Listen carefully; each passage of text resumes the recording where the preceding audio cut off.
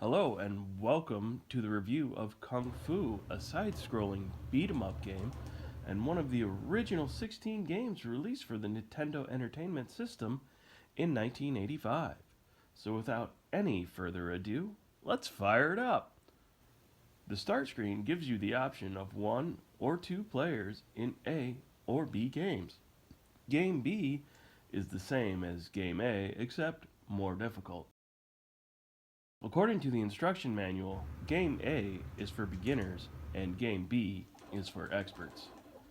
There are 5 floors you traverse in alternating directions as Thomas, a kung fu master who is attempting to rescue his girlfriend Sylvia from the clutches of Gang X. Thomas has the basic kung fu moves, with the B button being kick, A being punch, up is jump, down is crouch, and kicks and punches can be thrown while in the air or crouched on the ground. But, just like Karate Kid 2, it's all about the foot sweep! Gang X has 3 types of henchmen in their ranks. The most common is the gripper, who attempts to bear hug you to death. The more grippers who grab you, the faster your energy diminishes. Next is the knife thrower. They hurl blades either at your head or at knee level, forcing you to jump or duck. My first impression of this character is that he is a coward since he never gets close to you and will often retreat as you approach him. My new conspiracy theory is that he is secretly on your side. The final henchmen are the tom-toms. They're basically little grippers, except occasionally they will attack you with a mid-air somersault. The attack isn't very effective as a somersaulting tom-tom can be defeated simply by jumping. The first half of floors 2 and 4 attack you with non-human enemies. On the second floor, things are dropped on you from the ceiling.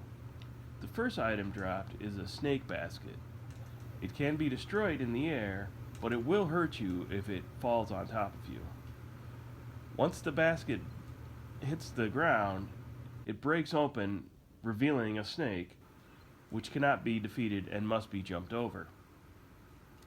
If the snake falls behind you, be careful not to carry your momentum forward when you jump, or you may land right back on the snake. The second attack is the Dragon Ball. Like the snake basket, it can be destroyed in the air, but when it hits the ground, a dragon appears out of a column of smoke and breathes fire.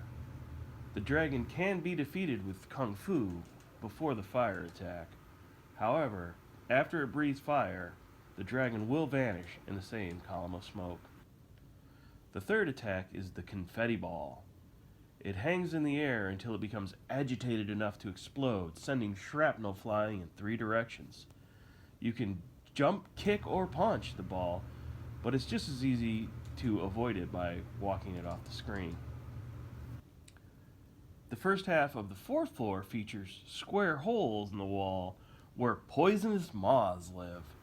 The moths can be avoided, but they do have a detection radius, and if you walk into that radius, they will make a beeline for you. You can also defeat them with your Kung Fu if you would prefer. You start your quest on the 1st floor, which is bossed by the Stick Fighter. You can reliably survive in this game by rapidly attacking, but you're better off on this and all floors to just run as quickly as possible to the other side of the floor. It seems to be an underlying theme of the game to let sleeping dogs lie, as there are numerous incidents where leaving enemies alone is more beneficial than trying to defeat every enemy you see.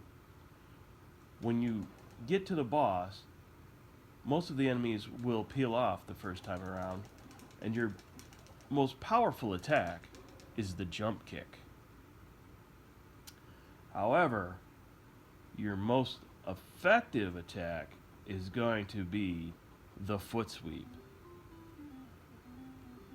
And it is almost always better to try and foot sweep the boss early and end the battle as quick as possible.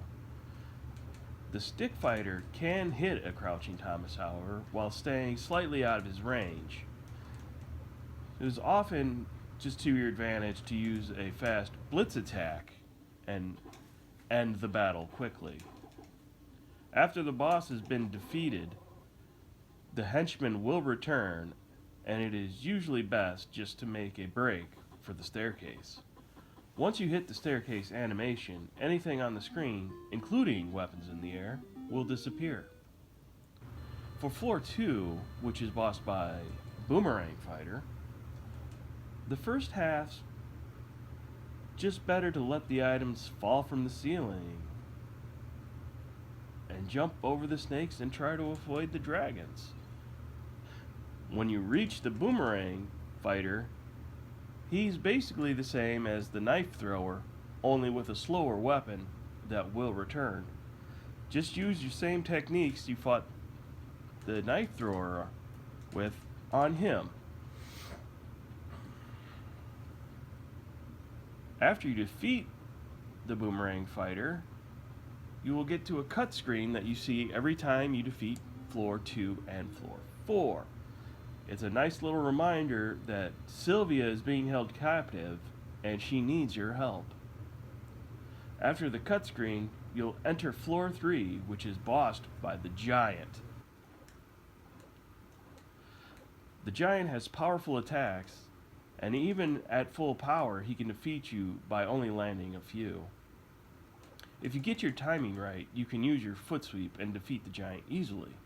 He also has a telegraph before he throws his kick, so you'll know when to move before the attack comes. But later renditions, it's not as easy to get your timing right. And your best option is to go with a jump kick and immediately go to the foot sweep. However, after the jump kick, sometimes you are too close for the foot sweep to do any damage, and therefore you need to go with a jump kick and then go directly to the duck punch, and this should help you defeat the Giant quickly. After defeating the Giant, you'll move on to the 4th floor, which is bossed by the Black Magician, or as I often call him, the Warlock or Wizard. When you get to the Warlock, he throws fireballs at head level or at the floor. The ones that at head level will turn into poisonous magic moths, and the fireballs he throws at the floors could turn into snakes or dragons. If you kick the Black Magician, you will knock his head off, and he will disappear in a cloud of smoke and reappear further away from you. Sweeping has no effect on the Warlock, and the only way to damage him is to use the duck punch. After you hit him with a few duck punches, he will disappear and reappear further away from you.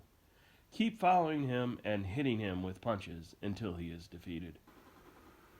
This will bring you to the 5th floor, bossed by Mr. X, who not only isn't creative in the name of his gang, but also in his style, as he looks suspiciously like Johnny from The Karate Kid, which was released in 1994.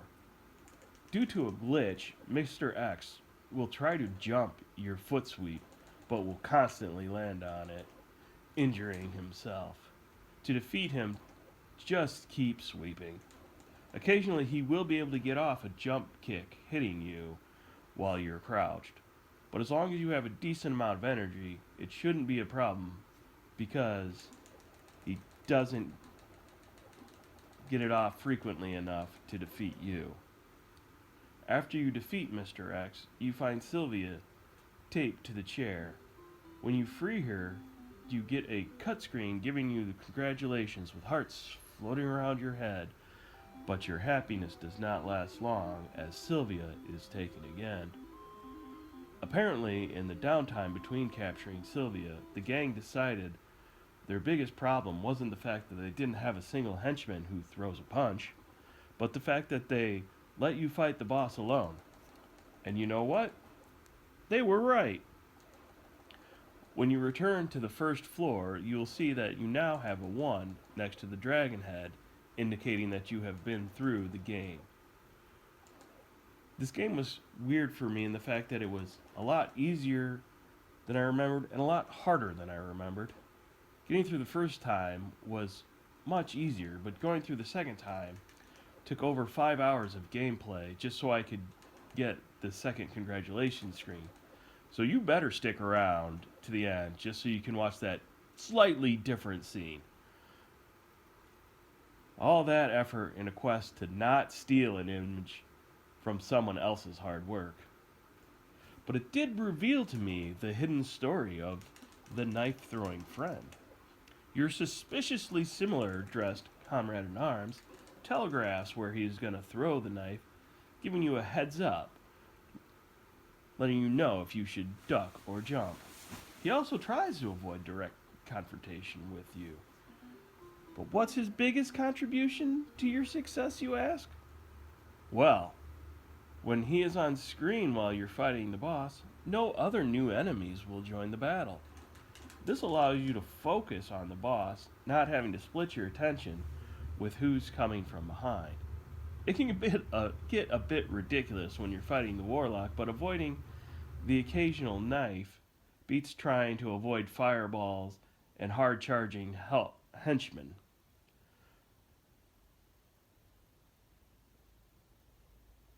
This little friend helped me get this second congratulations screen with the lovely heart shape of hearts. So it was well worth his sly gang betrayal. I gotta admit, I wanted to steal an image so bad and just be done with it, but with the help of the knife thrower, it only took a few playthroughs to get accustomed to a random knife coming from behind to complete the task that took over 5 hours and was not being accomplished. I don't know if there's a limit to the number of times you can play through the levels. Playing through twice was enough for me, but after completing the second quest, I looked online and I saw that someone said they played through 53 times to dispel a childhood rumor. I'll let you try to reach those heights. Any tips, hints, or if you played through 70 times, feel free to leave it in the comments. And as for the shameless self-promotion, if you like this video, click like. If you want to see more videos like this, click subscribe. And now, go out there and have a great day. I will see you again later. Goodbye.